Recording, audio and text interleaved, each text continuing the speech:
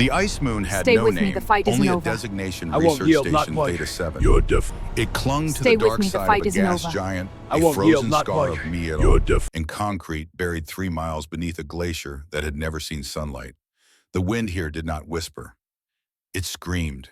It was a sound that could drive a person mad after the first week, a relentless howl that clawed at the reinforced walls like something living, something hungry.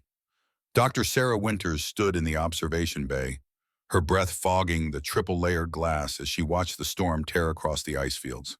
She was 35 years old, though the harsh lighting of the station made her look older.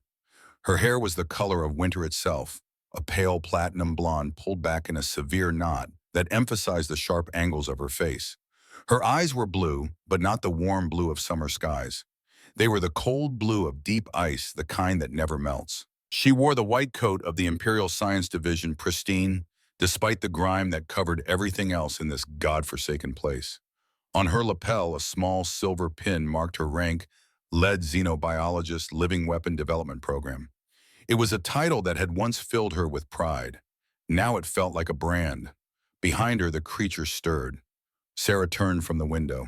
The central laboratory was vast, a cathedral of steel and glass dominated by the containment chamber at its heart. The chamber was 20 feet across its walls, reinforced with molecular lattice strong enough to hold a small explosion. Inside, lying on a bed of thermal padding, was the reason she had been exiled to this frozen hell. Subject Ghost. The wolf was massive, standing nearly 6 feet at the shoulder when it rose to all fours. Its fur was a study in shadows, deep black, at the roots transitioning to silver at the tips, creating an effect like starlight on dark water. But it was not the size or the coloring that made people stop breathing when they first saw it. It was the eyes. They glowed with a soft violet luminescence, an eerie light that seemed to come from somewhere deep within the skull. Those eyes tracked Sarah as she approached the containment field, and in their depths was an intelligence that was profoundly, disturbingly human. The neural harness clamped around the wolf's skull was a brutal piece of engineering. Titanium arms extended from a central collar, each arm terminating in a neural spike that had been surgically fused to the creature's brainstem. Red lights pulsed along the harness in a steady rhythm, monitoring, controlling, suppressing. The harness was supposed to make the wolf compliant. It was supposed to turn instinct into programming, thought into obedience. It was also killing him. Sarah pulled up the diagnostic screen on her tablet. The readings made her stomach tighten. Neural degradation was accelerating. The harness was burning through ghost synapses faster than his biology could repair them. At this rate, he had maybe 2 weeks before the damage became irreversible. 2 weeks before the most intelligent creature she had ever encountered became nothing more than a drooling shell in fur. She pressed her palm against the containment field. The barrier hummed a low vibration she could feel in her bones. Ghost lifted his head, nostrils flaring.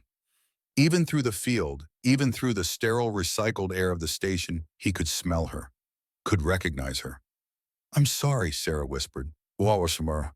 The words were swallowed by the hum of the machinery, but she said them anyway. "I'm so sorry." 3 months ago, when she had first arrived at Theta 7, she had believed the official story. The wolves were biological assets, genetically engineered apex predators, designed to operate in hostile environments where human soldiers could not.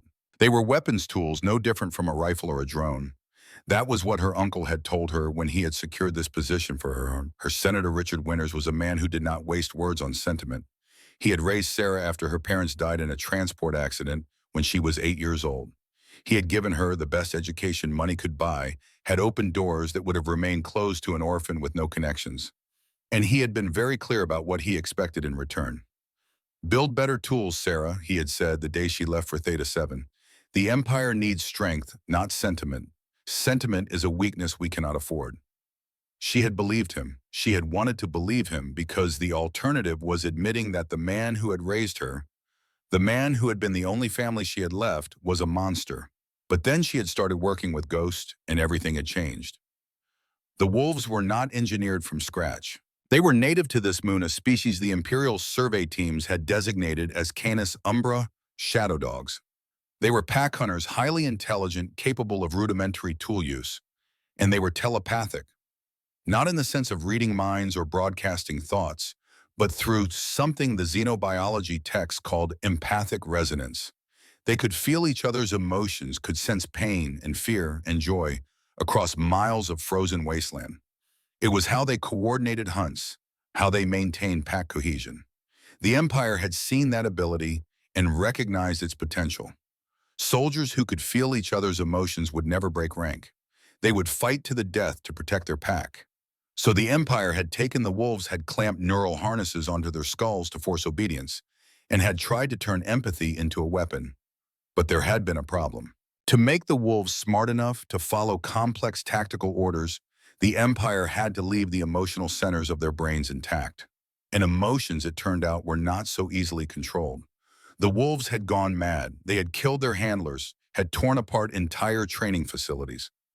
Every single prototype had failed, every single one except Ghost. Sarah had spent weeks trying to understand why. She had run every diagnostic, had analyzed every neural pathway. And then late one night when the rest of the station was asleep, she had done something that was not just against regulations. It was heresy. She had created an empathic bond. The procedure was illegal, banned by imperial decree 200 years ago after the Xeno-sympathy riots. The technology was considered witchcraft, a perversion of natural order.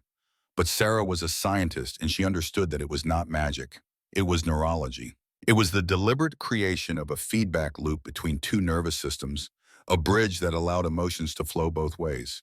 She had linked her mind to Ghosts, and in doing so, she had given him an anchor.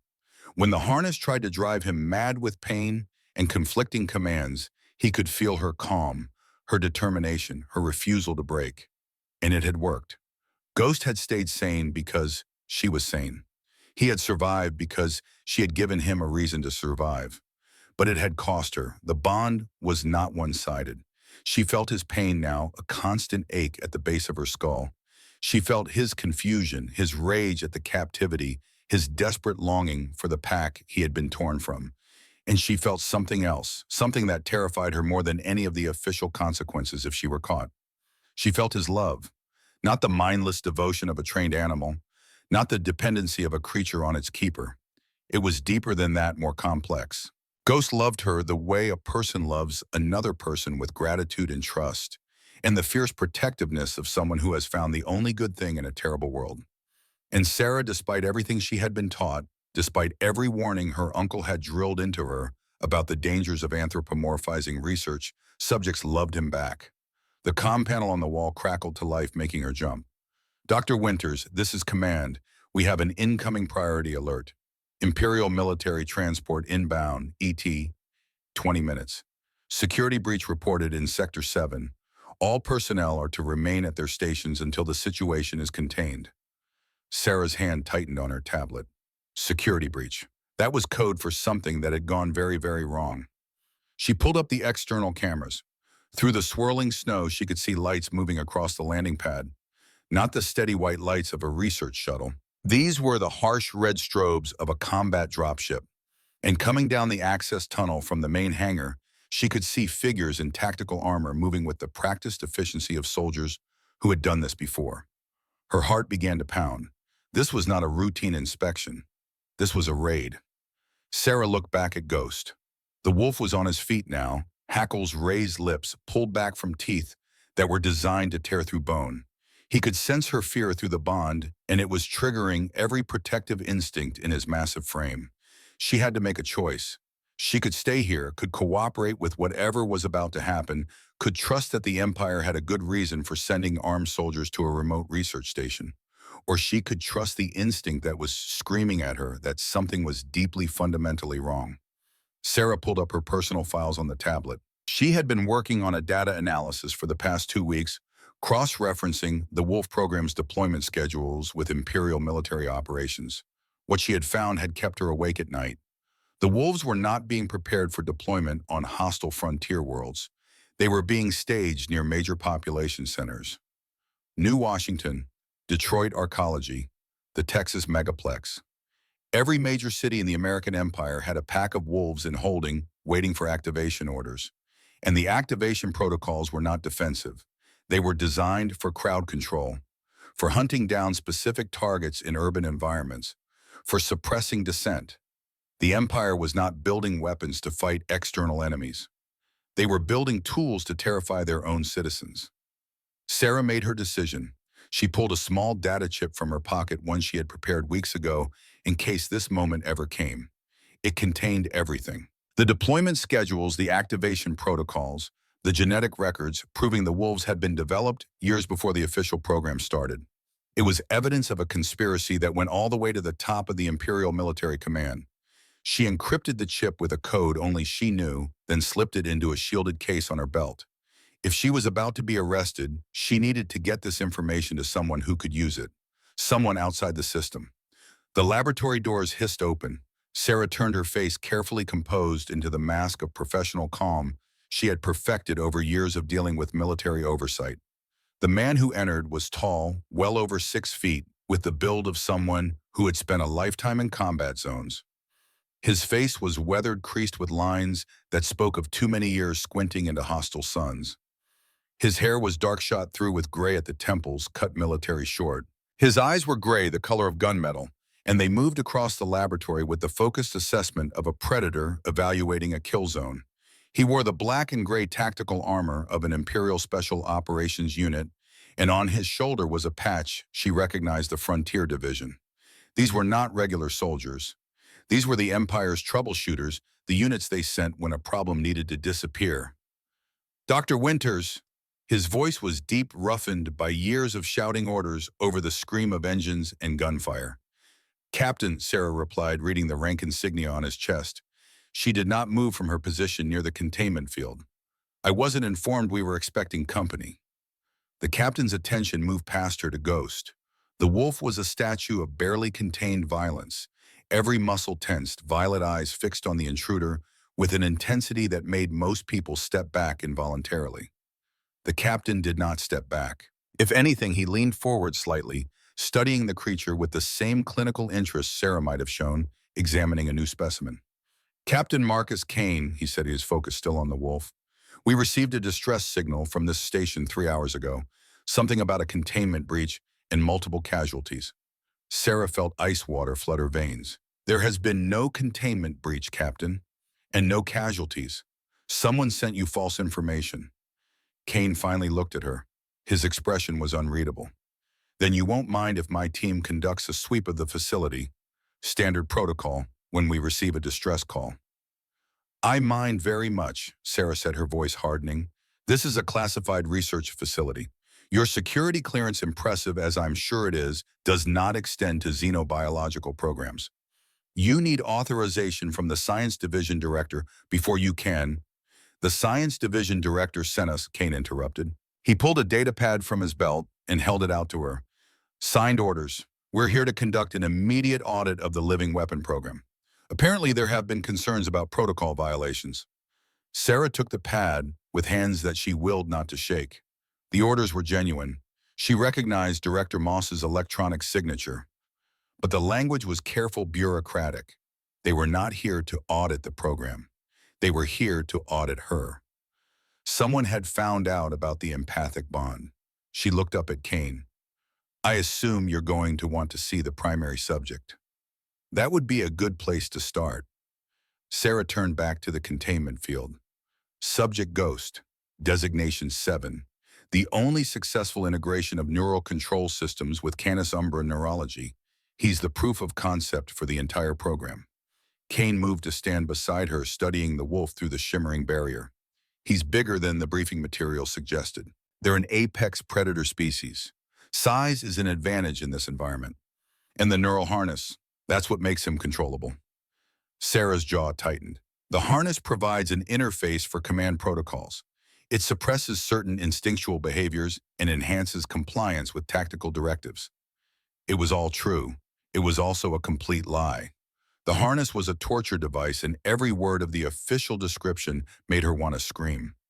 Kane was quiet for a long moment, watching Ghost watch him. Then he said something that made Sarah's blood run cold. "We've been tracking equipment manifests from this facility. Someone has been ordering neurological bonding equipment that's been illegal for 2 centuries. He turned to look at her. "You want to tell me what you've been doing with it, Doctor?" Sarah kept her face perfectly still. I have no idea what you're talking about. No, Kane pulled up a file on his datapad. Because according to this, you've requisitioned enough synaptic bridge technology to bond half the wolves in this facility. And yet, according to the official records, you haven't used any of it. So either you're stockpiling banned technology for no reason, or you're using it and lying about it. He stepped closer, his voice dropping. Which is it, Dr. Winters? Sarah met his gaze. In that moment, she made a calculation. This man was a soldier. He followed orders. He had come here because someone had sent him, and that someone wanted her stopped. But there was something in the way he had looked at Ghost, something in the careful precision of his questions, that made her think he might just possibly listen to the truth. If I tell you, she said quietly, are you going to arrest me? Kane's expression did not change. That depends on what you tell me. Sarah took a breath.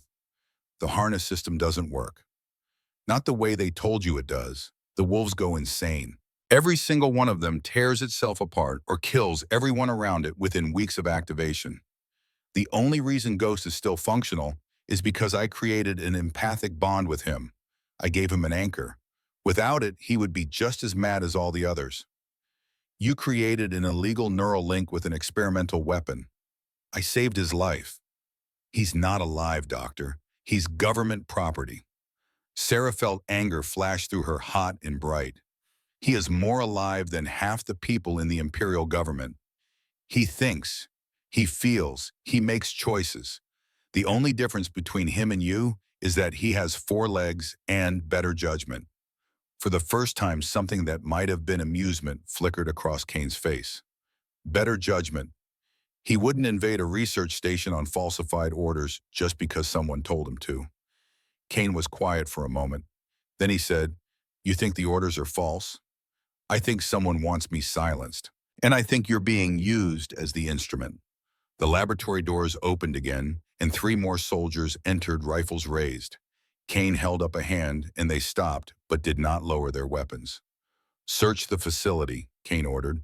I want a full inventory of all research materials.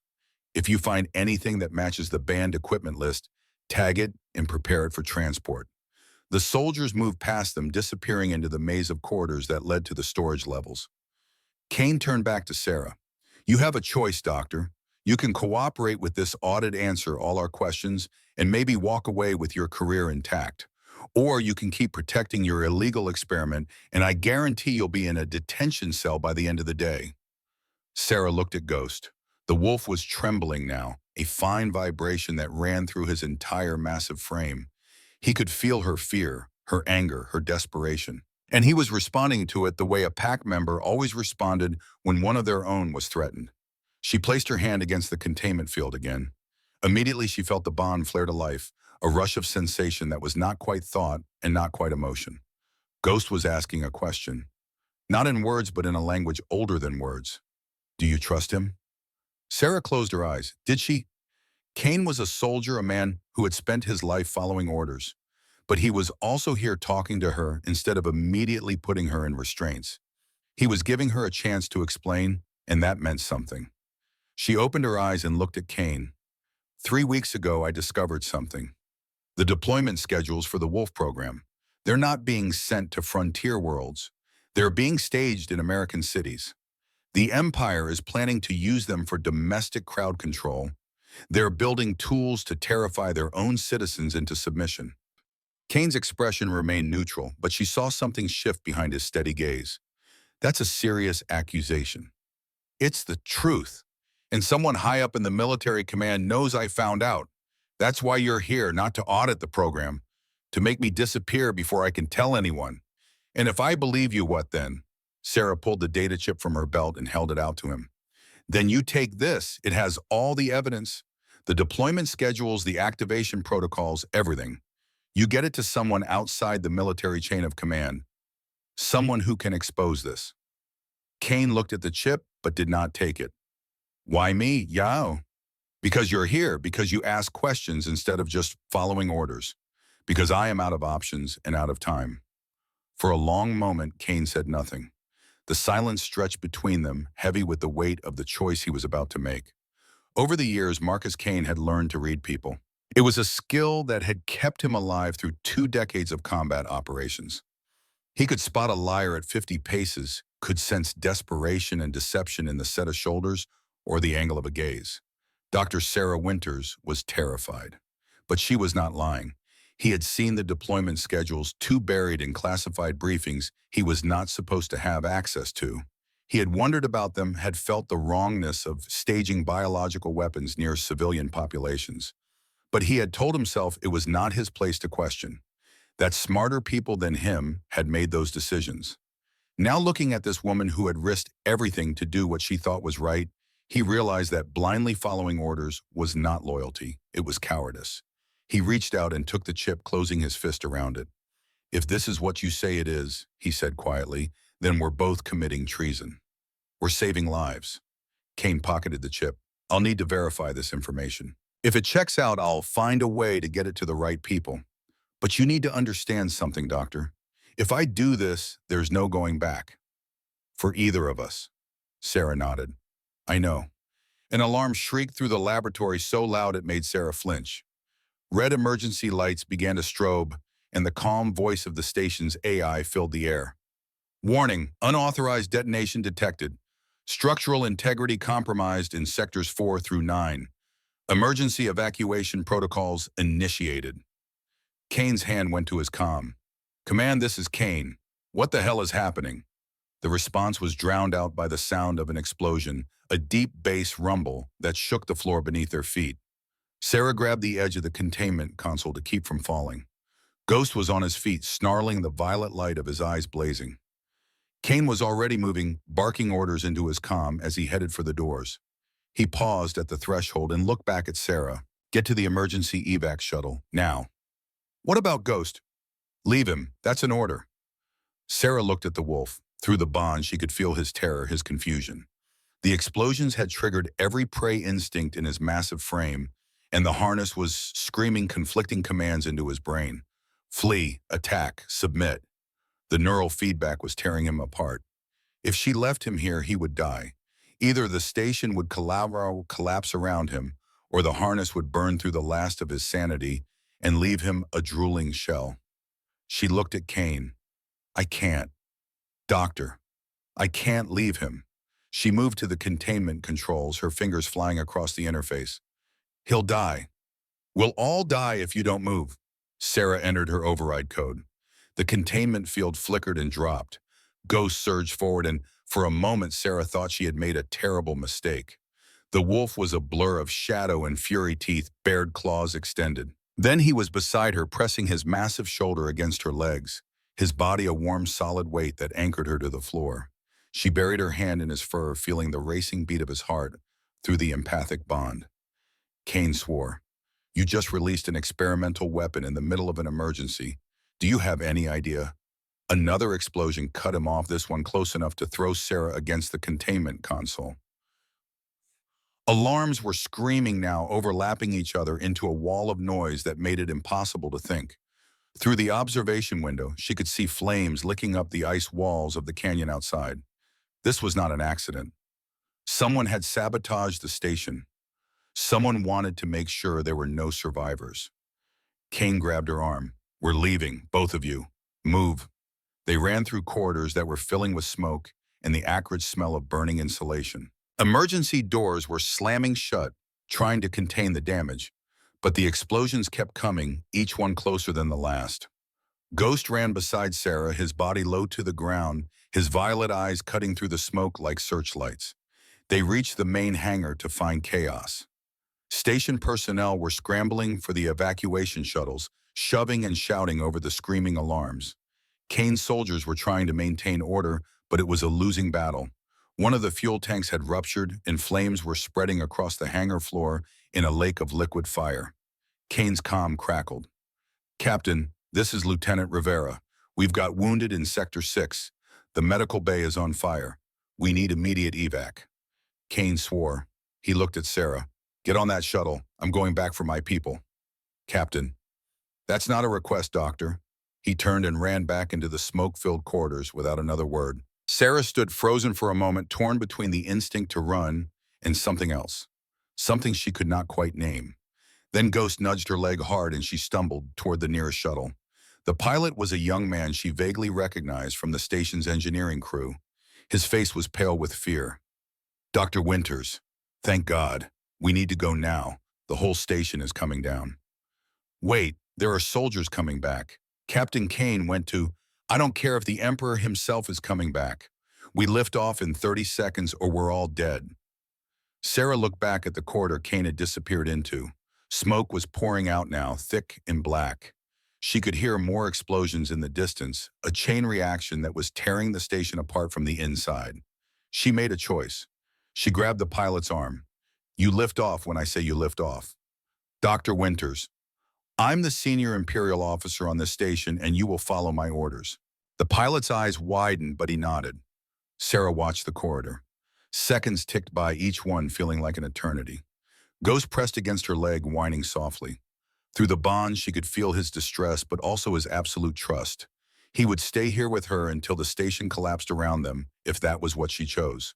Then through the smoke, she saw figures emerging. Kane was supporting a soldier whose leg was badly burned. Behind them, 3 more soldiers were carrying a 4th on a makeshift stretcher. They stumbled into the hangar coughing, their armor scorched and blackened. "Now," Sarah shouted to the pilot. "Go now!" The shuttle's engines roared to life. Sarah grabbed Kane's arm and hauled him toward the ramp. The wounded soldiers scrambled aboard and Ghost leaped in after them. The ramp was still closing as the shuttle lurched into the air. Through the viewport, Sarah watched Research Station Theta 7 tear itself apart. Explosions rippled through the structure in a cascade of fire and flying ice. The main reactor went critical, and the entire facility vanished in a ball of white-hot plasma that turned the night into day. Then they were through the atmosphere, and there was only the cold silence of space. Sarah slumped against the bulkhead, her heart hammering. Ghost lay beside her, his breathing finally slowing. Kane was checking on his wounded soldiers, his face grim. After a long moment, he came and sat down across from her.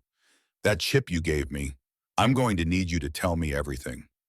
Sarah looked at him, this soldier who had just risked his life to save people he barely knew.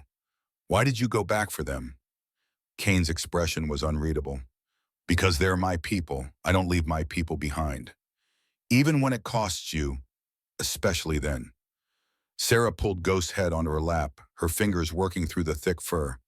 "The Empire is preparing for war, not against external enemies, against its own citizens. The wolves are just the beginning.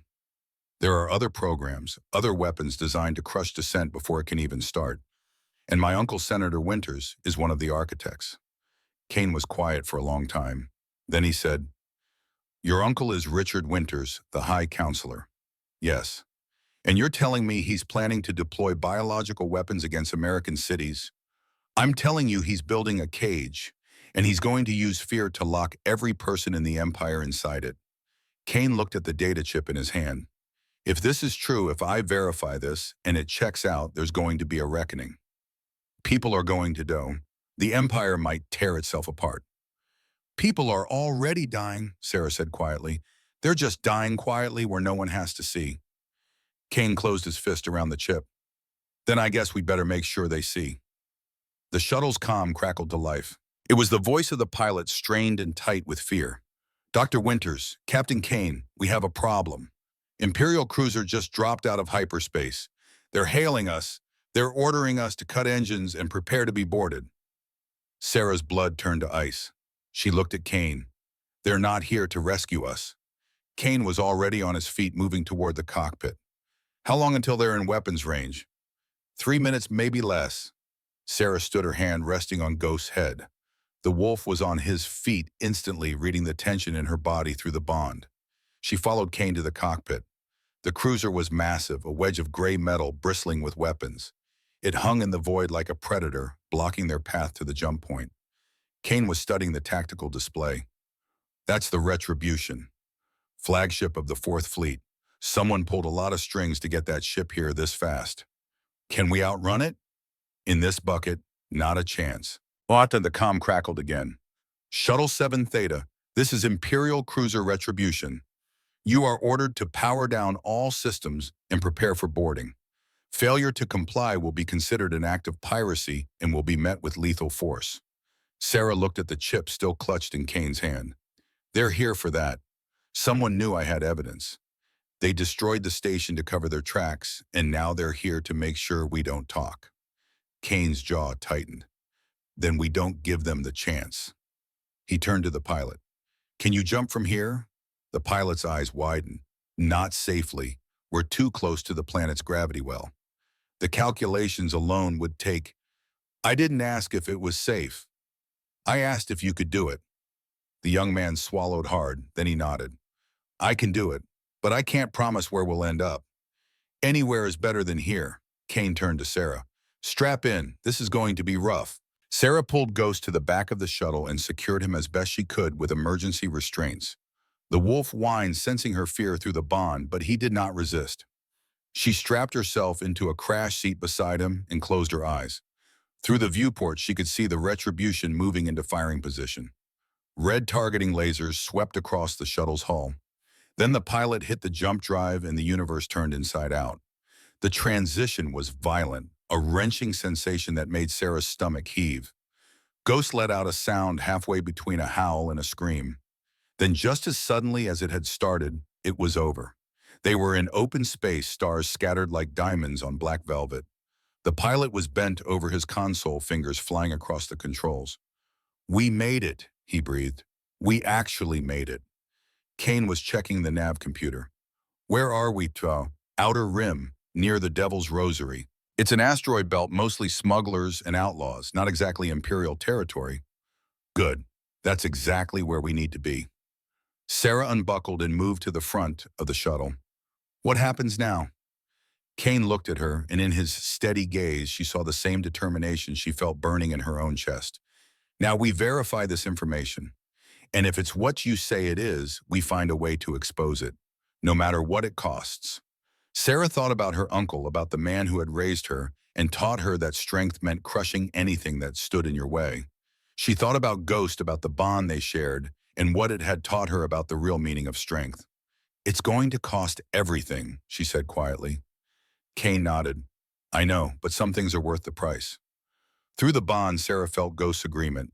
He pressed his head against her hand, and she felt a wave of emotion that transcended words. Trust, loyalty, love, and something else. Something that felt like hope. The shuttle drifted through the asteroid field, a tiny speck of metal carrying 3 souls who had just declared war on an empire.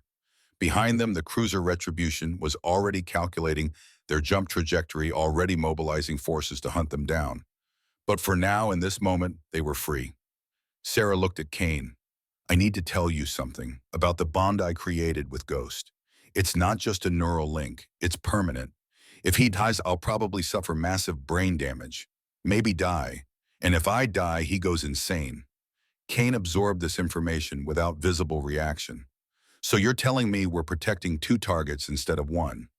I'm telling you that I can't run without him, and I can't let them take him. Kane looked at Ghost, who met his gaze with those eerie violet eyes. Then he looked back at Sarah. Then I guess we better make sure neither of you gets caught. And in that moment, Sarah knew she had found something she had never expected to find in the cold darkness of space. She had found an ally, maybe even a friend. The war was just beginning. But for the first time since she had discovered the truth about the Empire's plans, Sarah Winters felt something other than despair. She felt ready to fight. The Devil's Rosary was not a place anyone came to by choice.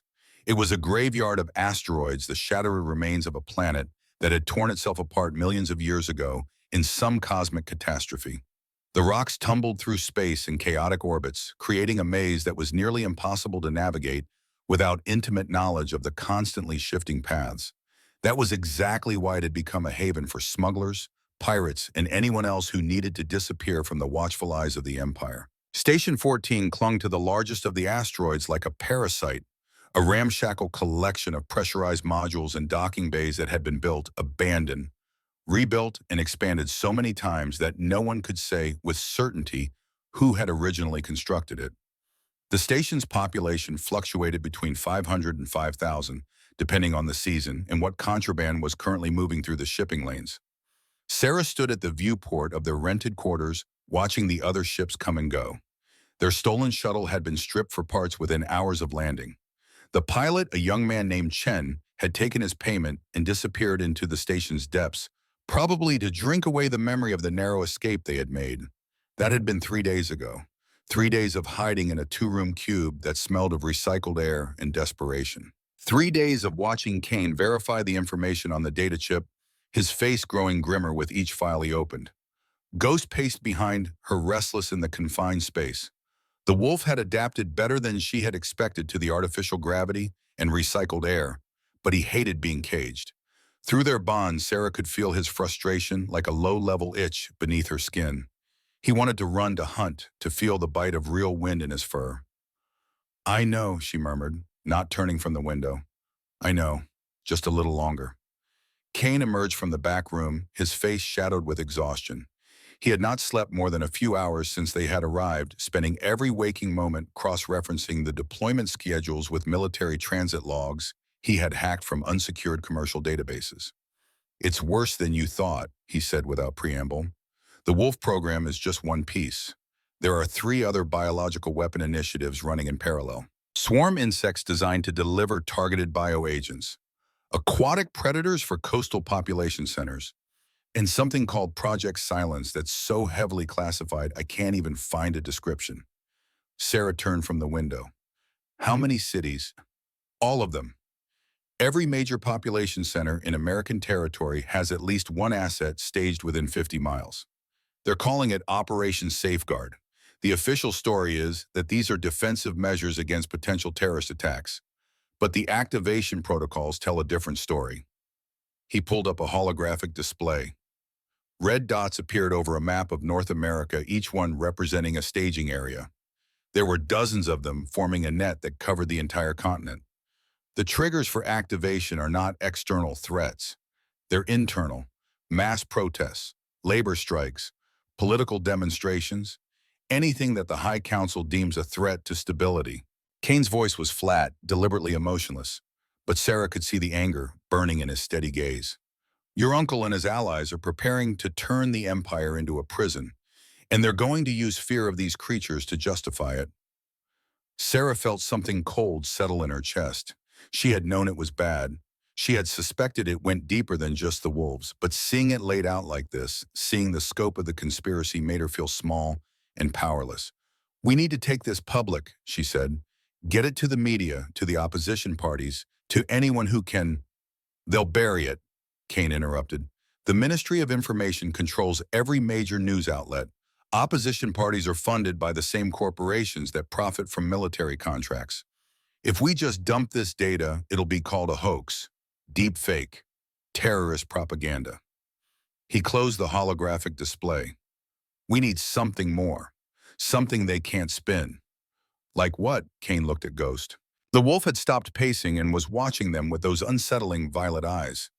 "Like a live demonstration. We need to prove that the wolves are sentient, that they're not mindless killing machines. If we can show that the Empire is torturing intelligent beings to create weapons of terror, that's a story they can't bury." The empathic link thrummed between them. Ghost understood more than most people realized. He knew they were talking about him. "How?" she asked. "We can't exactly hold a press conference. We're wanted fugitives." "No, but we can invoke the Eridani Concordat." Sarah blinked. "The trade treaty that's 200 years old and still legally binding. Section 42 grants any citizen accused of high treason the right to a public trial observed by neutral system ambassadors if the alleged crime involves off-world biological assets. The Empire needs those trade routes. If they refuse to honor the Concordat, the Pleiades and Centauri delegations will impose sanctions. The economy would collapse within a week."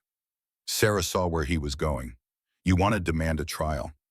"I want to demand a circus. Full media coverage, neutral observers, the works. We invoke the Concordat, and suddenly they can't kill us quietly. They have to put us in front of the galaxy and prove their case. And while they're doing that, we prove ours." It was insane. It was also brilliant. Sarah felt a smile tugging at her lips, despite the fear coiling in her gut. "They'll try to rig it, find loopholes, stack the court. Of course they will, but it gives us a platform, a chance to be heard." Kane met her eyes. "It's a long shot, Sarah. We'll probably die, but at least we'll die making them look us in the eye. Through the bars, Sarah felt Ghost's response. It was not fear. It was not hesitation.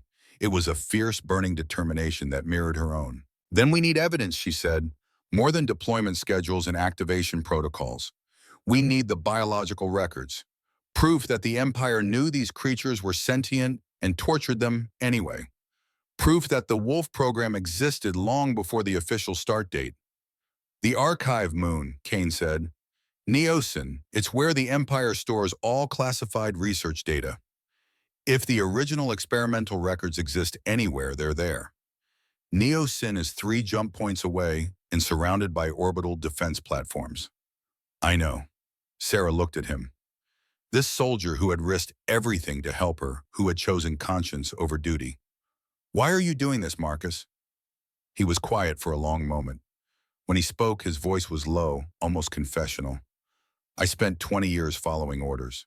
I invaded planets, burned cities, killed people who were probably just defending their homes. I told myself it was necessary, that I was serving something greater than myself.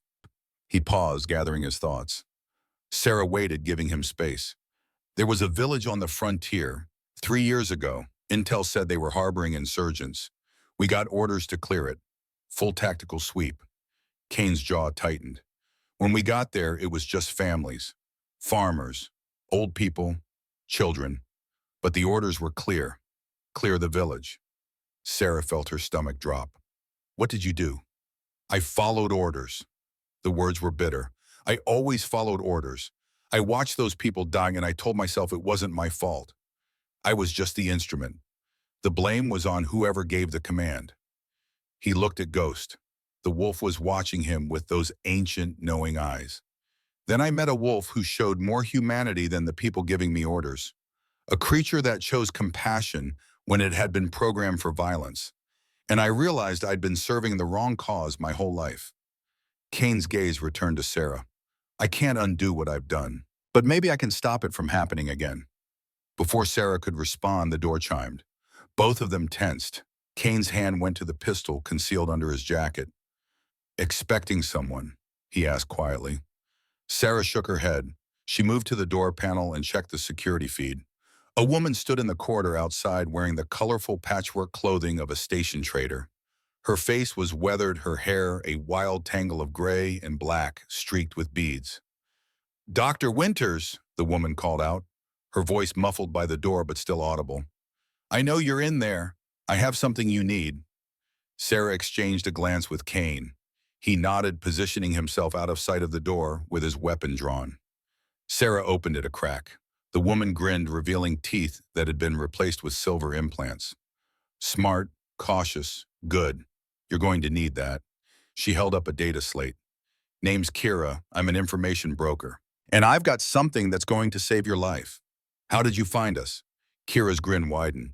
You used Imperial military script to buy those identity chips 3 days ago. The vendor flagged it sold the information. I bought it before it could reach Imperial ears.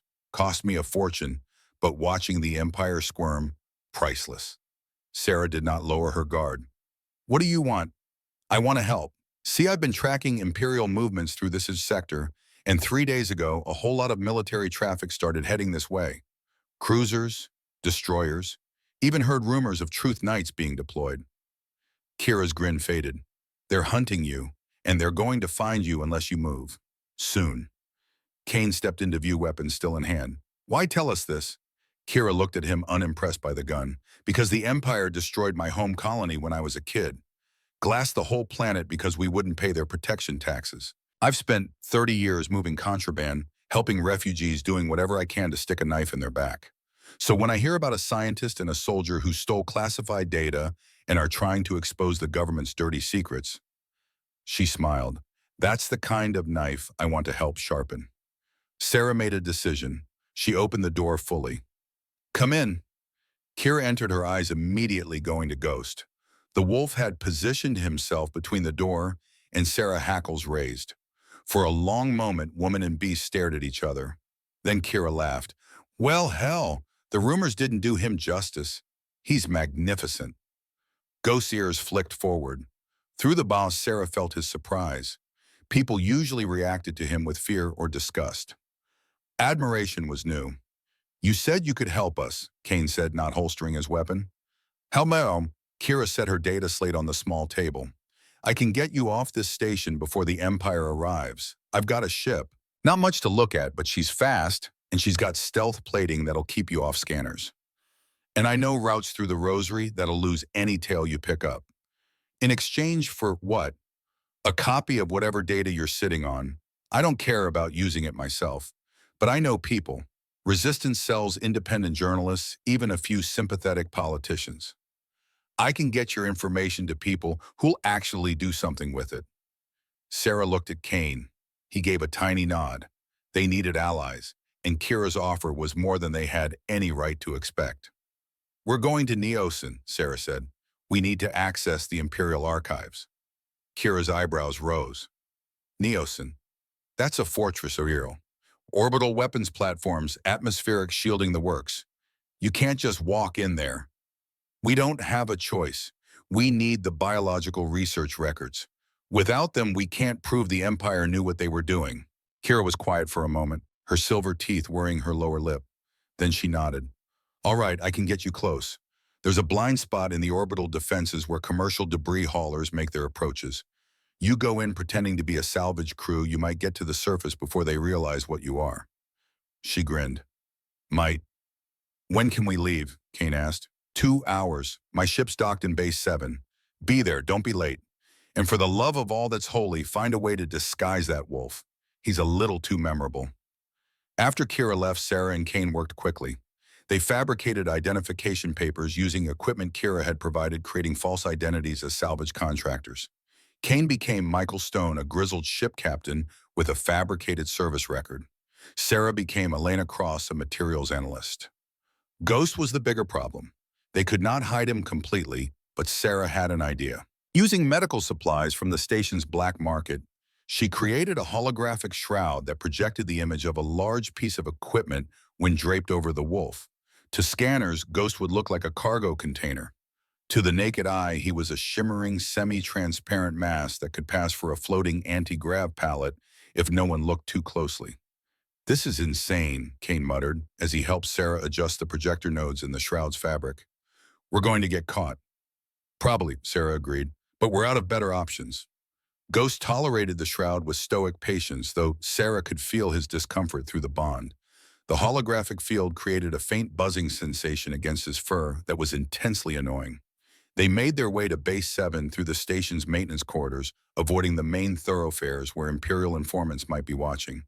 Kira's ship was exactly as she had described it, not much to look at. It was a light freighter, scarred and patched from decades of hard use, with engines that looked like they had been salvaged from 3 different vessels.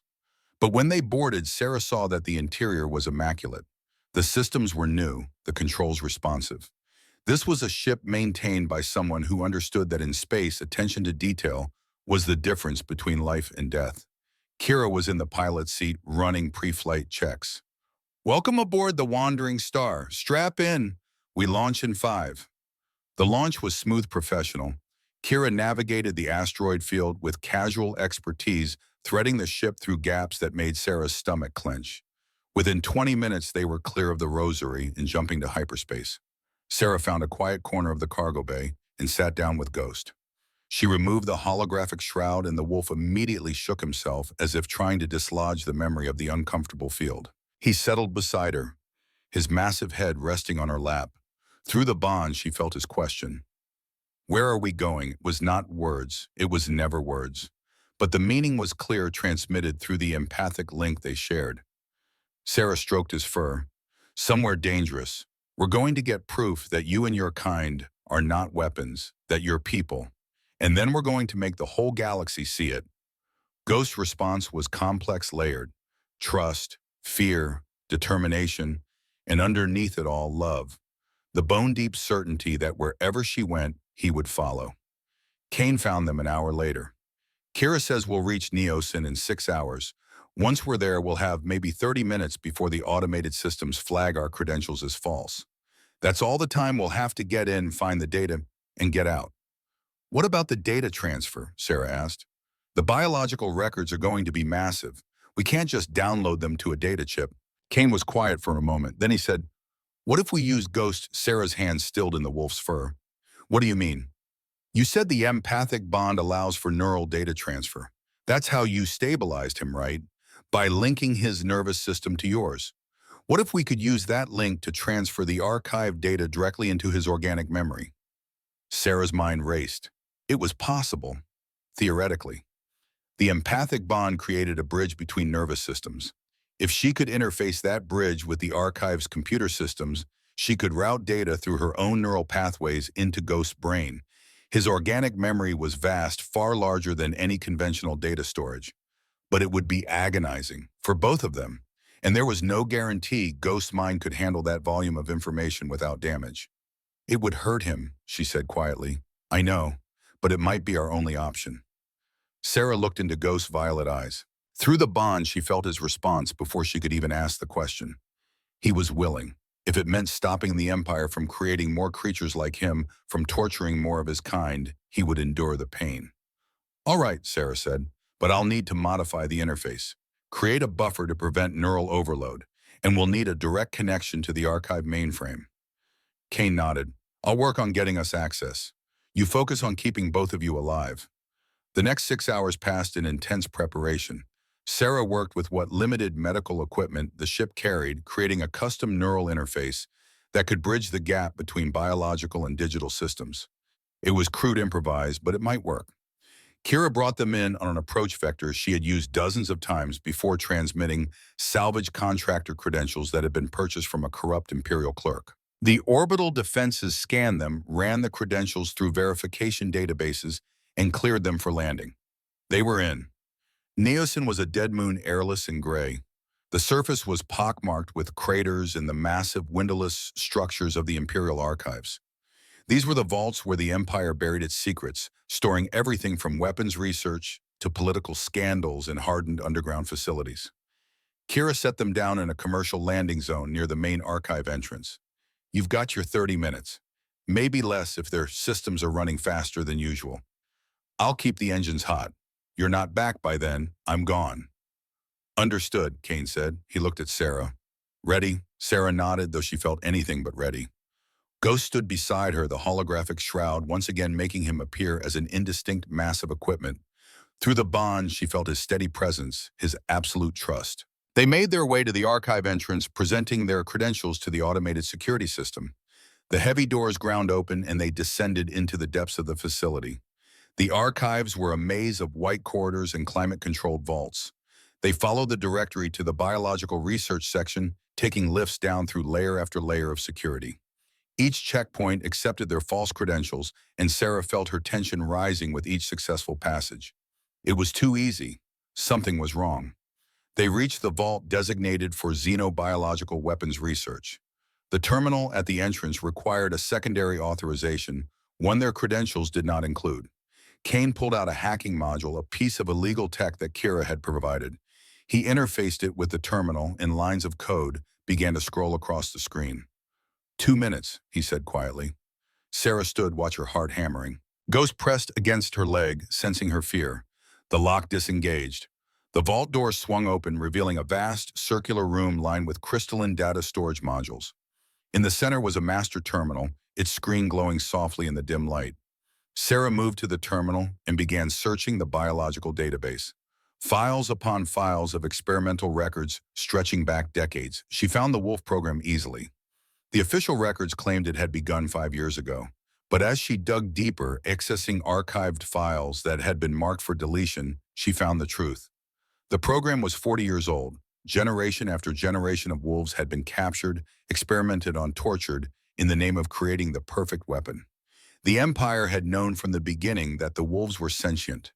The early researchers had documented their intelligence, their emotional capacity, their capacity for suffering.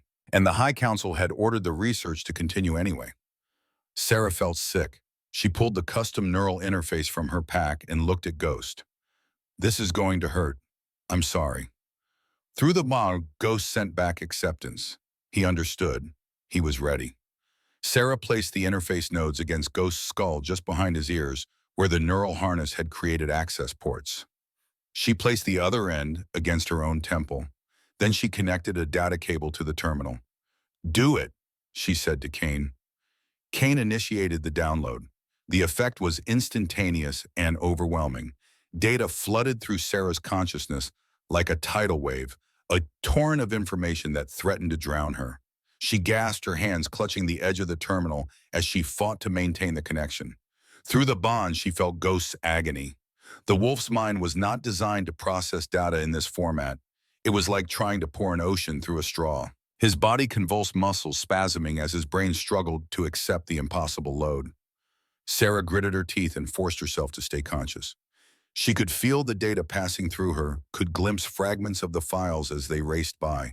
Images of wolves in cages, surgical procedures, neural degradation charts, the cold clinical language of scientists describing acts of torture. And underneath it all, a constant refrain in official memorandums. Subjects demonstrate clear signs of sapience. Recommend termination of program on ethical grounds. Request denied. Continue experimentation. They had known. They had always known.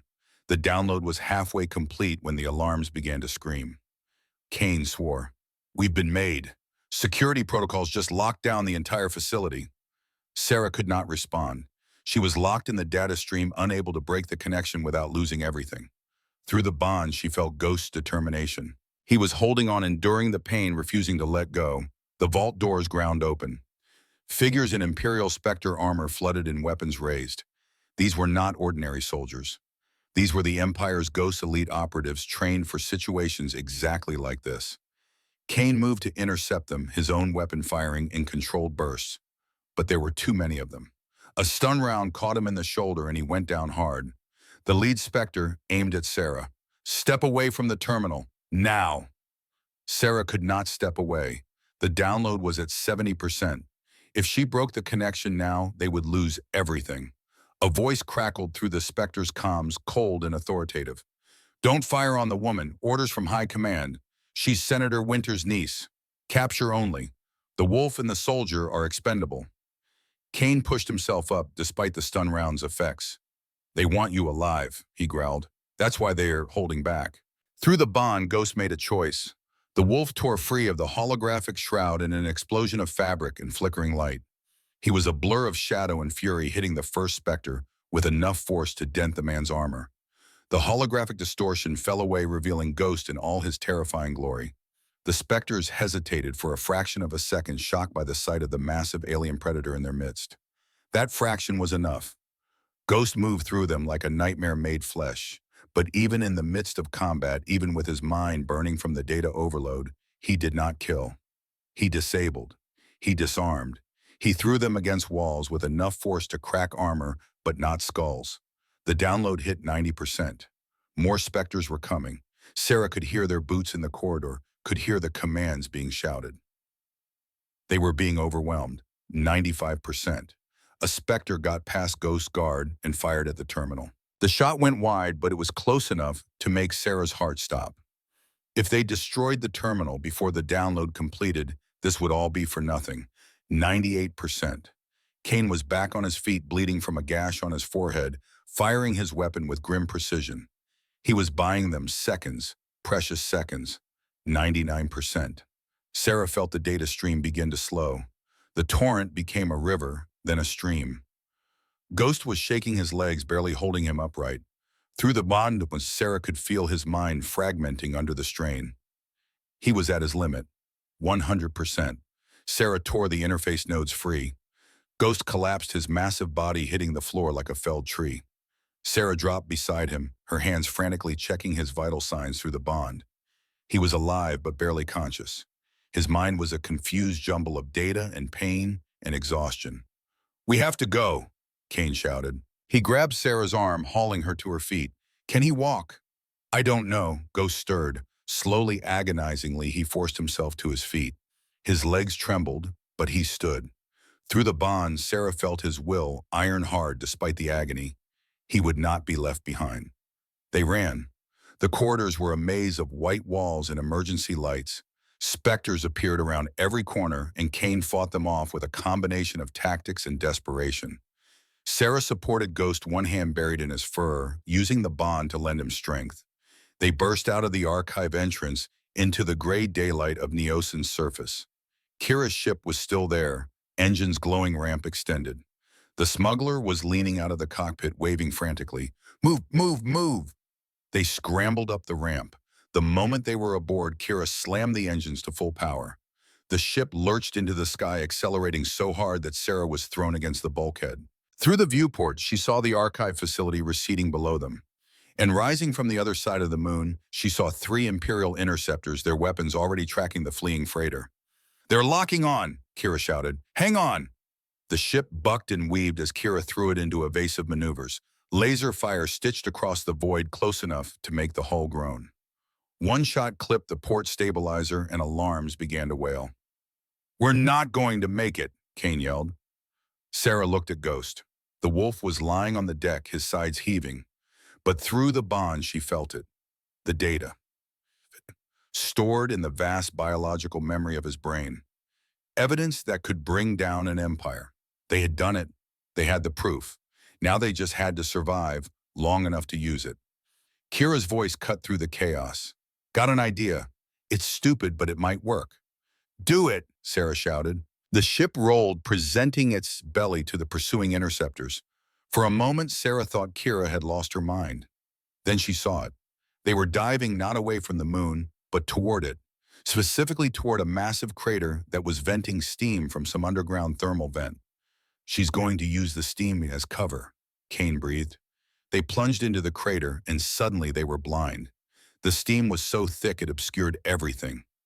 Kira flew by instruments alone, the ship rattling and shaking as it skimmed just meters above the crater floor. The interceptors followed. Sarah heard the scream of their engines, felt the wash of their passage as they streaked overhead.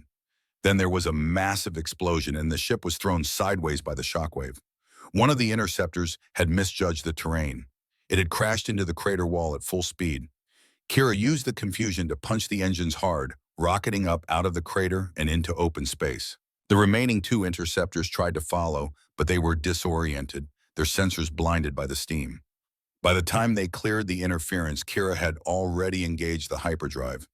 The stars stretched into lines, and they were gone. In the sudden silence of hyperspace, Sarah slumped to the deck beside Ghost. The wolf was breathing, his eyes open, but there was a glaze to them that terrified her. She reached through the bond, trying to assess the damage. His mind was chaos. The data they had downloaded was there intact, but it was overwhelming his natural thought processes. He was struggling to separate his own memories from the archived files, struggling to maintain his sense of self in the flood of foreign information. Ghost, she whispered, her hand on his head. Stay with me. Focus on my voice. You're not the data. You're not the files. You're Ghost. You're my friend. You're here with me. Slowly, agonizingly, she felt him respond. Through the bond, she fed him her own sense of identity, her own memories. She reminded him of the ice moon of the nights they had spent together in the research station of the moment they had bonded. She gave him anchors, points of reference to cling to. After what felt like hours, Ghost's eyes cleared. He lifted his head and pressed it against her chest, a gesture of trust and gratitude.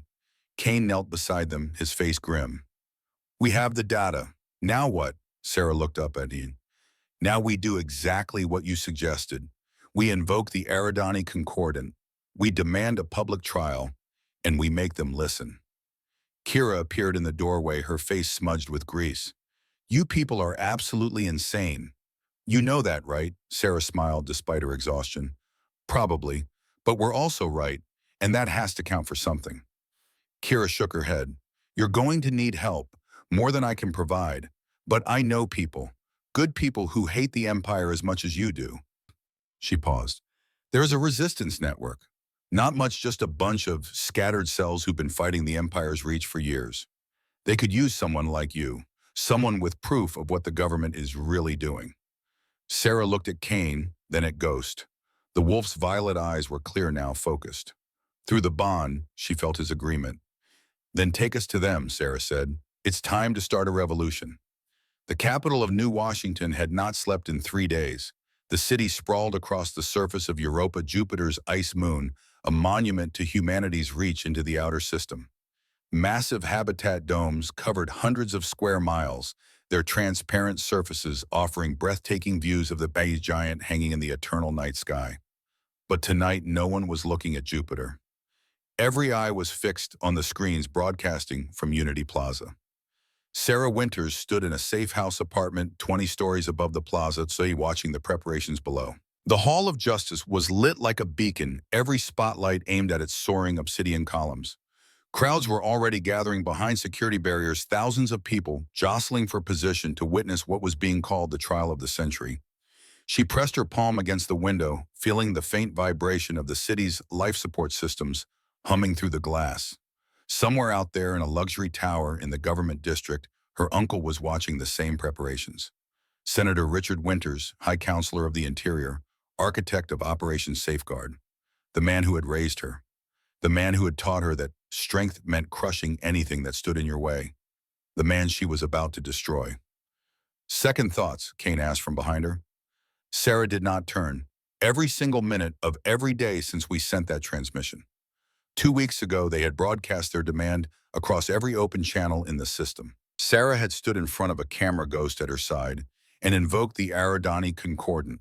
She had demanded a public trial observed by neutral system ambassadors to answer charges of treason.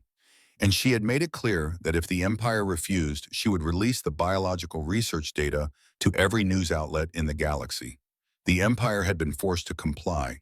The alternative was economic collapse when the Pleiades and Centauri delegations imposed trade sanctions. Now, less than 24 hours before the trial began, Sarah felt the full weight of what she had set in motion. This was not just about her anymore. The resistance network Kira had connected them with had mobilized coordinating protests in a dozen cities. Independent journalists were digging into the story, finding corroborating evidence. The carefully maintained facade of imperial benevolence was cracking, and people were dying for it. Just yesterday, a riot in the Detroit arcology had turned violent when government security forces opened fire on protesters. 17 dead, hundreds wounded. The official story blamed resistance agitators. The truth, captured on 100 personal cameras, showed peaceful demonstrators being cut down by men in imperial uniforms. "Those deaths are on me," Sarah said quietly. Kane moved to stand beside her, and "Those deaths are on the people who gave the orders to fire. You didn't pull those triggers. I started this. If I had just stayed quiet, then more people would have died, slowly, silently, in camps and detention centers where no one would see." His voice was hard. "You gave them a choice, Sarah, a chance to fight back. That's more than they had before." Ghost patted over and pressed his massive head against Sarah's leg. Through their bond, she felt his steady presence, his unshakable certainty. He did not deal in doubts or regrets. He had made his choice on that frozen moon, and he would see it through to the end. Sarah buried her fingers in his fur. "Tomorrow they're going to try to destroy us. All of us. They'll paint me as a traitor, you as a fool, and Ghost as a mindless animal." "Let them try," Kane said. "We have the truth, and we have him." He looked at Ghost, a wolf who refused to kill despite 40 years of programming telling him to. That's a hell of a closing argument. A soft chime announced a visitor. Kane's hand went to his weapon automatically, but Sarah had already checked the security feed. It was Kira, along with 2 people Sarah had not met before. She opened the door. Kira entered first, grinning despite the tension in the air. "Brought you some help. This is Marcus Chen." She gestured to a young man with dark hair and intense eyes. "He's with the Independent Journalist Coalition, and this is Ambassador Thera Voss of the Pleiades delegation." The ambassador was striking a woman with deep bronze skin and silver hair, pulled back in an elaborate braid. She wore the formal robes of her office, midnight blue trimmed with gold. Her eyes, when they met Sarah's, were sharp and assessing. "Dr. Winters," the ambassador said, "I've reviewed the evidence you've provided. If it's authentic, what the Empire has done is not just a violation of the Concordant, it's a crime against sapient life." "It's authentic," Sarah said. "Every file, every record. The Empire knew the wolves were sentient, and they tortured them anyway." Ambassador Voss looked at Ghost. The wolf returned her gaze steadily, violet eyes glowing in the dim light of the apartment. "May I?" she asked Sarah. "He makes his own choices." The ambassador approached slowly, her hands visible and empty. Ghost watched her come, his body relaxed but alert. When she was close enough, she extended her hand, palm up. Ghost sniffed her fingers. Then deliberately he placed his nose in her palm. Ambassador Voss let out a breath. Remarkable. I've read about empathic species, but I've never encountered one. She looked at Sarah. You bonded with him.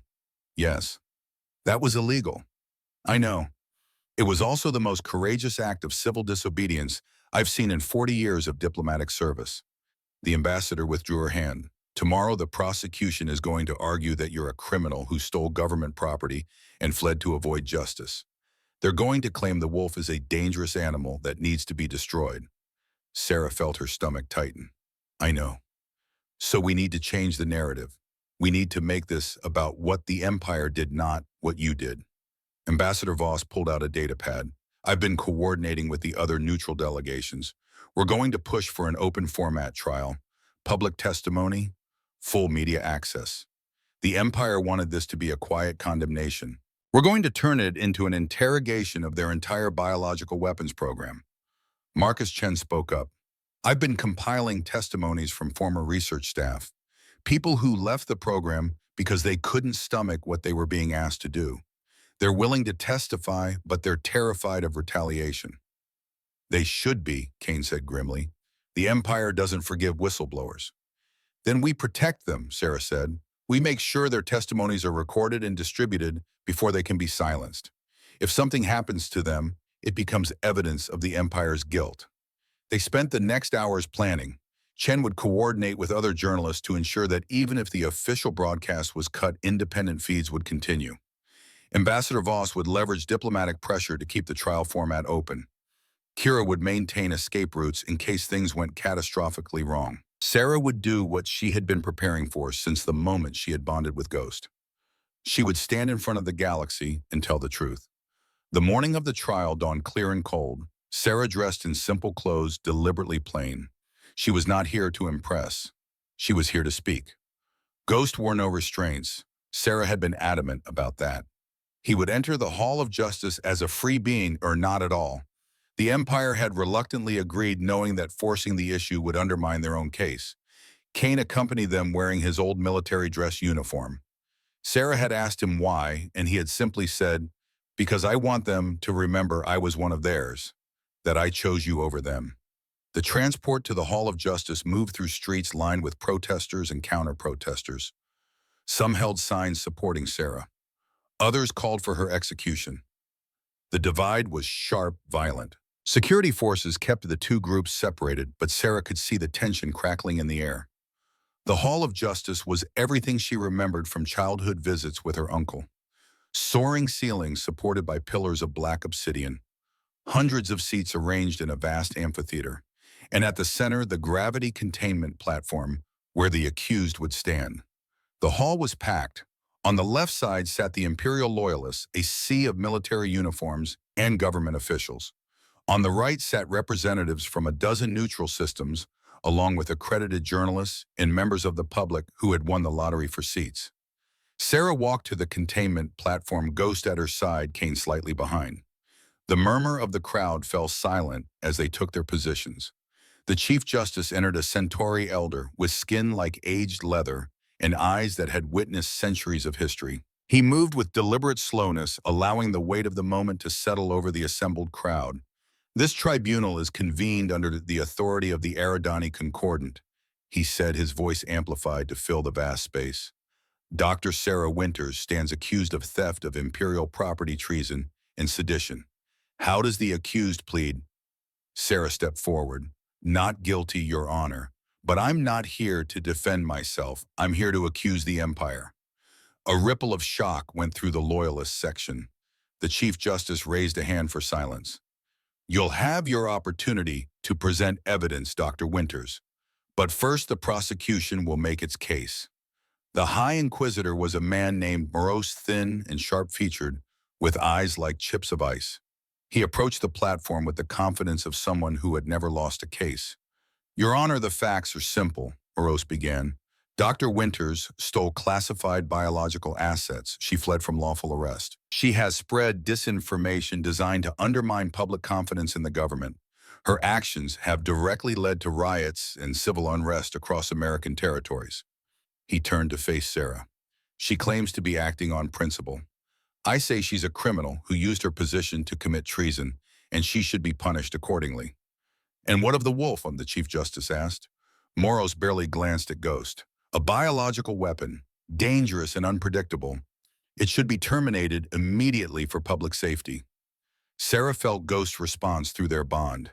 Not anger, not fear, something closer to pity. The wolf understood what Moros could not, that reducing living beings to weapons and property was the true crime. Dr. Winters, the Chief Justice said, you may present your defense. Sarah took a breath.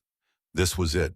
Everything they had fought for, everything they had sacrificed came down to this moment. Your Honor, I don't contest the facts as the prosecution has presented them. I did take Ghost from the research facility. I did flee.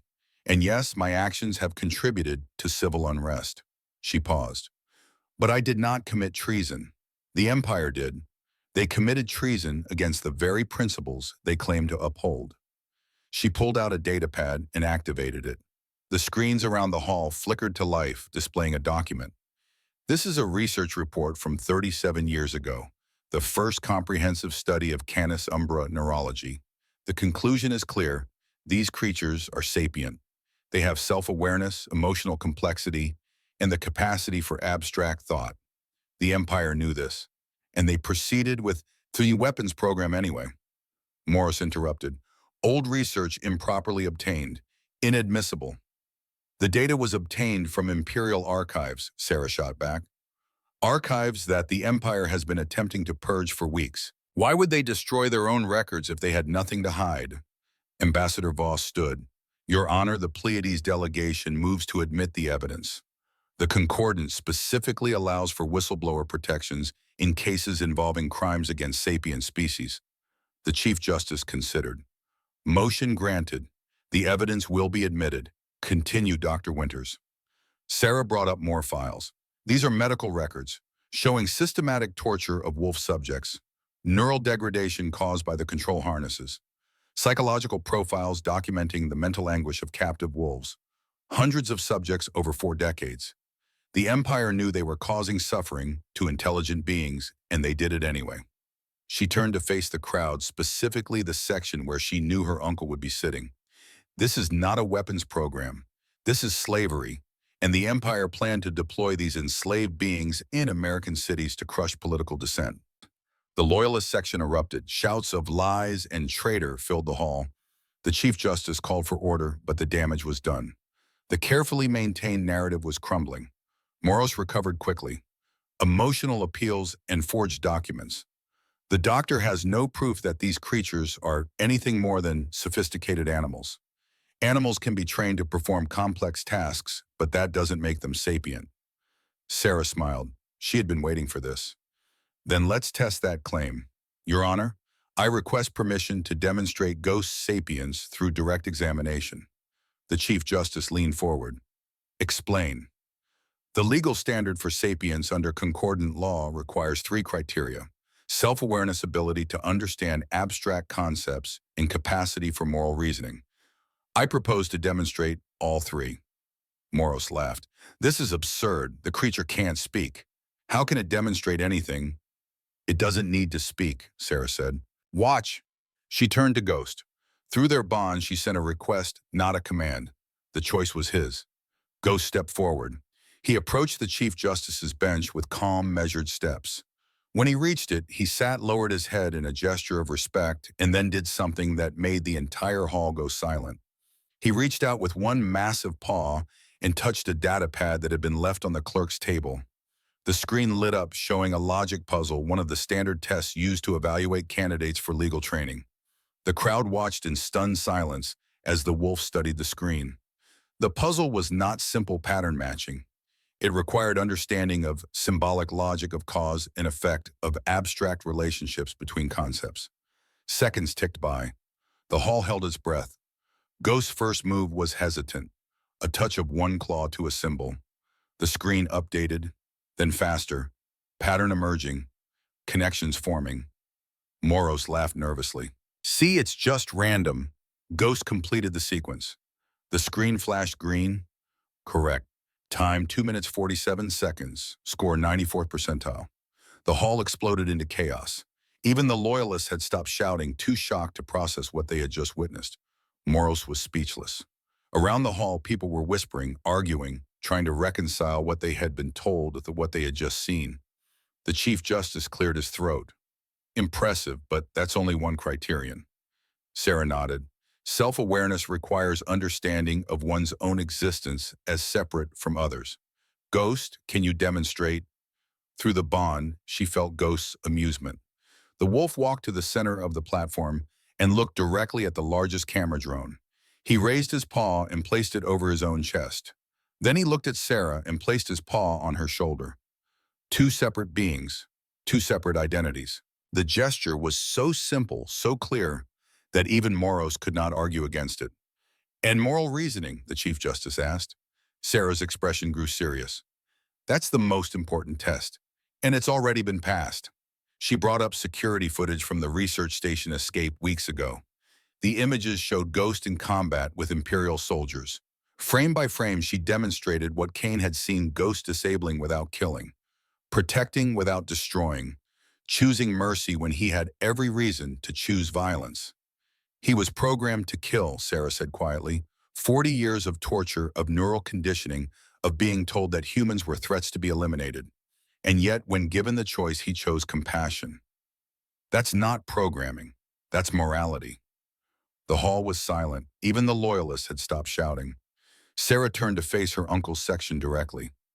Senator Winters, the man who raised me, the man who taught me that sentiment was weakness. I want him to look at Ghost and tell this court that what he sees is just a machine. I want him to explain how a machine can choose mercy, how a weapon can demonstrate more humanity than the people who created it. For a long moment, nothing happened.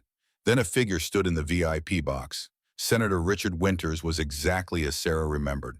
Tall, silver-haired, imposing. His face could have been carved from marble, so little emotion did it show. He looked down at her, and in his eyes, Sarah saw disappointment. Not anger, just the cold assessment of a failed experiment. You were supposed to be better than this, Sarah, he said, his voice amplified across the hall. I gave you everything, education, opportunity, a chance to deserve something greater than yourself, and you threw it away for a beast. Through the bond, Sarah felt Ghost's response. Not anger at the insult, sorrow that this man, this human, could be so blind. You gave me a cage, Sarah said. You taught me that strength meant crushing anything that resisted, that efficiency justified any cruelty. You built a system where sentient beings could be tortured because it was convenient, because it served the Empire's interest. She paused. Ghost didn't teach me to be weak, Uncle. He taught me what real strength looks like. The strength to choose compassion when the world tells you to choose violence. The strength to stand up and say no. Childish rebellion, Winters said dismissively. You'll regret this. I regret nothing, except that it took me 35 years to see you for what you really are. Winters' expression hardened. He looked at someone out of view and gave a small nod. Sarah saw it happening before the first soldier moved. The High Inquisitor's hand going to his comm. Security forces positioning themselves at the exits. The careful, coordinated movement of a plan being executed. They're going to try to take us now, Kane said quietly, his hand moving to the weapon concealed under his jacket. Through the bond, Sarah felt Ghost preparing. But there was something else. A group of stormtroopers near the back entrance were not moving into position. They were hesitating, exchanging glances with each other. Young faces behind helmets uncertain. She had seen it. These were not truth knights. These were regular soldiers. Then Admiral Voss stood up in the military section, a shock pistol in his hand. Enough theater. The law has failed. The military assumes command. The doors of the hall blew inward. 24 stormtroopers in black armor poured in, weapons raised. They were not here to arrest. They were here to execute. Kill the traitors, Voss shouted. Destroy the beast. The hall erupted into chaos. Civilians screamed, scrambling for exits that were already blocked. The neutral ambassadors dove for cover. Journalists kept their cameras rolling, broadcasting every second to the galaxy. Sarah stood her ground. This was the moment she had been preparing for. The moment when the Empire showed its true face to the watching worlds. Ghost, she said quietly, show them who you are. The wolf moved, but not the way Voss expected, not the way any of them expected. Ghost did not attack. He walked calmly to the center of the platform, directly in the line of fire from a dozen weapons. And he sat down. The stormtroopers hesitated, confused. They had expected a monster. They were facing a creature that refused to play the role they had assigned it. Volst fired. The bolt caught Ghost in the shoulder, burning through fur and flesh. Sarah felt the pain like a spike through her own body, gasped, and fell to one knee. Ghost did not move, did not snarl, did not attack. He simply looked at Vost with those ancient, knowing eyes. And then he did something that changed everything. He bowed his head, exposing his throat, the ultimate gesture of submission, of trust. He was offering Vost the kill, showing that even in the face of death, he would not become the monster they wanted him to be. The hall went absolutely silent. One of the stormtroopers lowered his weapon. "I didn't sign up to execute prisoners," he said, his voice shaking. He was young, maybe 25, and his hands were trembling. Another trooper followed. Then another. Vost was screaming now, ordering them to fire, but his voice was drowned out by something else. The sound of the crowd, not the loyalists, but the civilians, the journalists, the neutral observers. They were standing and they were shouting. Not for execution, for mercy. The stormtroopers, faced with a choice between following orders and following their conscience, made their decision. They lowered their weapons. Some of them removed their helmets, and Sarah saw young faces, scared faces, but determined. "We won't do this," the lead trooper said. He looked at Sarah. "We saw what he did. We saw him choose. That's more than our commanders did." Imperial guards finally pushed through from the outer corridors, arresting Vost and the stormtroopers who had tried to execute the coup. But the damage to the Empire's case was catastrophic and irreversible. The Chief Justice, who had taken cover behind his bench, slowly stood. His hands were shaking, but his voice was steady. "I have seen enough," he said. "The prosecution's argument that the wolf is a mindless weapon has been thoroughly disproven. More than that, the Empire's own forces have demonstrated through their attempted coup that the real threat to sapient life comes not from this creature, but from those who would command it." He looked at Moros, who was pale and speechless. "The charges against Dr. Winters are dismissed. Furthermore, this tribunal finds that the Empire has violated the Concordance prohibitions against slavery and torture of sapient beings. The High Council is hereby indicted. Sanctions will be imposed until a full investigation is completed." The hall erupted, half in celebration, half in outrage. Sarah barely heard it. She was kneeling beside Ghost, her hands pressing against the wound in his shoulder.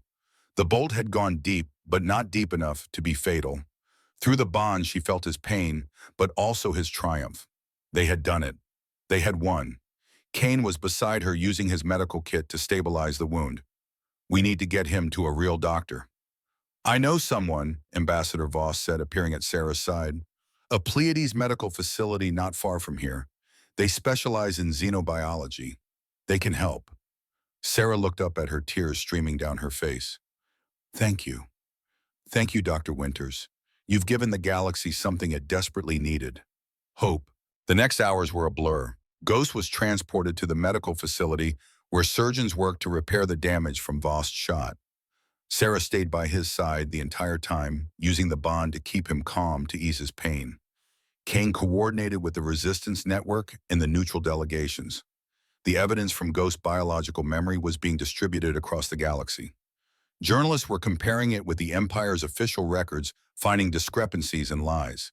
The carefully constructed narrative of Operation Safeguard was collapsing. 3 days after the trial, Sarah received a message. Her uncle wanted to see her, one last time. She almost refused.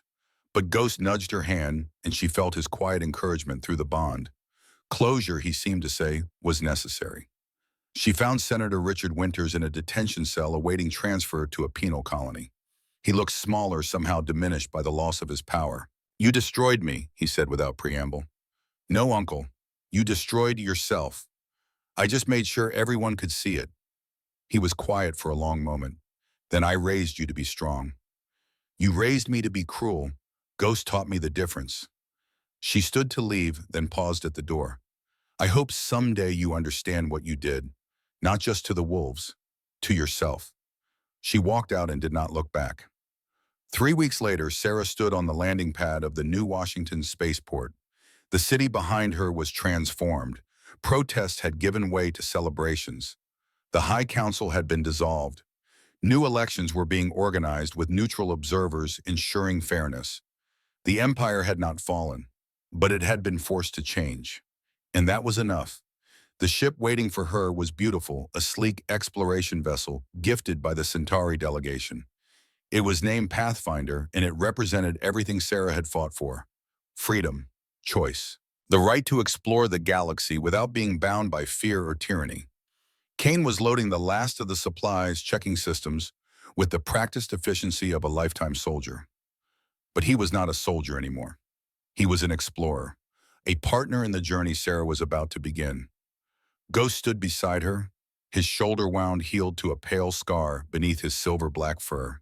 He looked out at the stars visible beyond the dome, and through the bond, Sarah felt his longing. He wanted to run again, to feel space beneath his paws, to discover new worlds. Marcus, Chen, and Kira appeared at the edge of the landing pad. The journalist was grinning, his data pad in hand. The story's already been picked up by 200 independent outlets. The Empire can't bury this, ever. Kira's silver teeth flashed. You did it, you crazy bastards. Actually did it. Sarah embraced them both. Thank you for everything. Just don't forget us when you're famous explorers, Kira said. Then more quietly, and if you ever need to disappear again, you know who to call. Chen held up his datapad one more time. One last thing, the orphanage, Kane's sister and the children. They wanted you to know they're safe. All 40 of them. The interim government released them yesterday. Sarah felt tears prick her eyes. She looked at Kane, who was watching from the ship's ramp. He gave her a small nod, his expression carefully neutral, but she could see the relief in his shoulders. It was the closure she had not known she needed. Ready? Kane asked, walking up the ramp. Sarah looked back at the city one more time. Somewhere in that sprawl of lights and life, her uncle was being taken into custody. The man who had taught her to be strong had become the symbol of everything wrong with the old empire. She felt no satisfaction, only sadness for what he had become and determination to be something better. Ready, she said. They boarded the ship together. Sarah took the captain's chair, her hands resting on the controls. She had never captained a ship before, but she had studied, had practiced, and she had crew who believed in her. Ghost settled beside the command chair, his violet eyes reflecting the starlight beyond the viewport. Kane took the co-pilot seat, grinning. Where to, Captain? Sarah pulled up the star charts. The galaxy stretched before her, vast and full of possibilities. The Veil Nebula. There are unmapped systems there. No empire, no borders, just stars. She engaged the engines. The ship lifted smoothly, rising above the domes of New Washington. Behind them, crowds had gathered to watch their departure. Some waved. Some held signs thanking them for their courage. As they climbed toward orbit, Sarah activated the comm system. She wanted to say something, to leave a final message for the people who had supported them. This is Dr. Sarah Winters, she said, her voice broadcasting across the city. People ask me what comes next, what I plan to do with my freedom. I'll tell you, I plan to explore, to learn, to discover new things without the weight of fear or obligation. The Empire taught me that strength meant control. Ghost taught me that real strength is choosing compassion, even when the world tells you to choose violence. She looked at the wolf who was watching her with those knowing eyes. I'm not a hero. I'm just someone who refused to accept that cruelty was necessary, who chose to believe that there had to be a better way. And I was right. There is a better way. You just have to be brave enough to choose it. She closed the channel. The ship broke atmosphere, and the stars spread out before them in all their terrible beauty. Kane was watching her with an expression she could not quite read. That was a good speech. It was the truth. Best kind of speech. Ghost made a sound, half whine, half bark. Through the binding, Sarah felt his impatience. He was ready to go, ready to see what lay beyond the known worlds. Sarah entered the coordinates for their first jump. Let's find out what's out there. The hyperdrive engaged, the stars stretched into lines of light, and they were gone, vanishing into the vast unknown. Behind them, the Empire would rebuild. It would learn from its mistakes, or it would fall. That was no longer Sarah's concern. She had given the galaxy a choice. What they did with it was up to them.